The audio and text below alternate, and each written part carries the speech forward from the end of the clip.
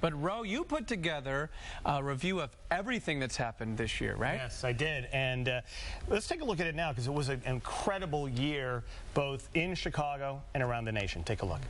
2012 turned out to be a big year, especially in Chicago.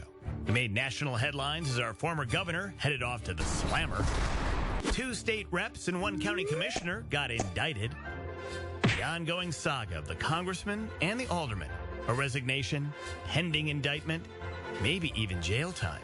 And now the race to replace has almost as many candidates as it does constituents. There was the Drew Peterson trial, a courthouse drama which made headlines not only for the infamy of the defendant, but also the bizarre spectacle of his defense team. A teacher strike delayed the opening of schools, and a Twinkie strike threatens the content of lunchboxes forever. Aww. Chicago showed off to the world with a near-flawless NATO summit. But not everyone was happy. We struggled to make sense of the senseless.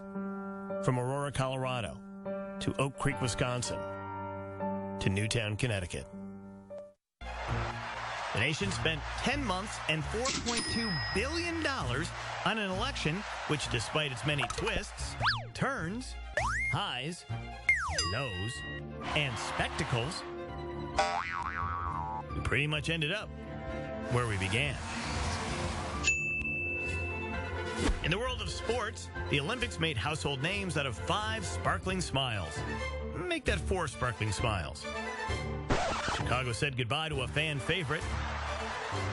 Hope for another championship run. And perhaps an entire season. It was a year of passings, the voices of Whitney Houston and Donna Summer.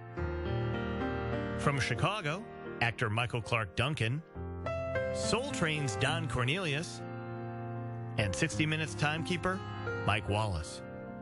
Television giant Dick Clark, folksy icon Andy Griffith, groundbreaker Sherman Hemsley, the enduring Larry Hagman, an actor forever remembered for wearing 2 hats, and real-life astronaut Neil Armstrong, whose death, ironically enough, coincided with the end of the U.S. manned space program.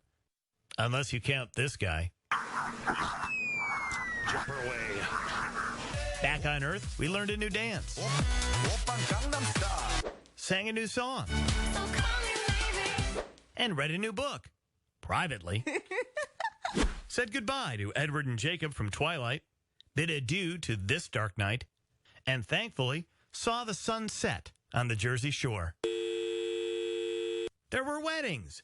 Justin Timberlake to Jessica Biel, Ryan Reynolds to Blake Lively, Alec Baldwin to Mrs. Alec Baldwin. There was a Beyonce baby, a Snooki Snookum, a Cutler Cuttlebug, and born of reality television, whatever this is. Me honey boo boo child. There were splits. Katie from Tom, Danny from Rhea, Justin from Selena, and most notably, Donald Trump from his own mind. As we close the 2012 calendar, let's remember this could be it. The Mayans predicted the world will come to an end today.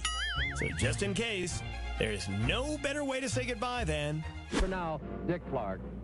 So long. Wow, you kind of forget at the beginning of the year. I forget about Dick Clark. I forgot about Mike Wallace, Donna Summer.